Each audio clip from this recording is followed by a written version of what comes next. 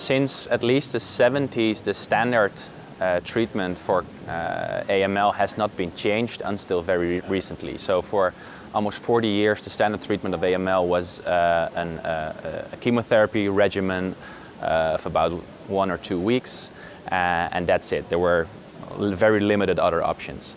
And in the last few years, there have been some new therapies that are not conventional chemotherapies in the sense that they target all quickly dividing cells, but they target processes and proteins that are specific for the leukemia cell.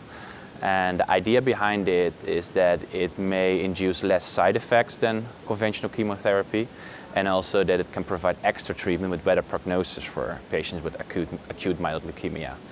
So the idea is that when a patient is diagnosed, the pathologist and the hematologist look more closely to the leukemia to see at the molecular level what is going on inside the cell. And then, for example, there is if there is something wrong in a protein called FLT3, there is now a novel drug that targets this aberrant protein of FLT3. Also recently there has been an inhibitor, a drug approved of a protein called IDH2. It is approved for leukemia that has relapsed after initial treatment.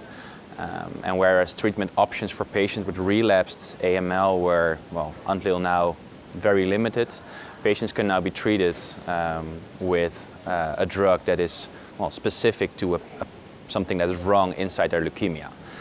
But to temper the enthusiasm a little bit, the data on which this new inhibitor has been approved is pretty thin, but just because there's nothing else, at least the FDA approved it now, just to learn more about it and to treat patients with it.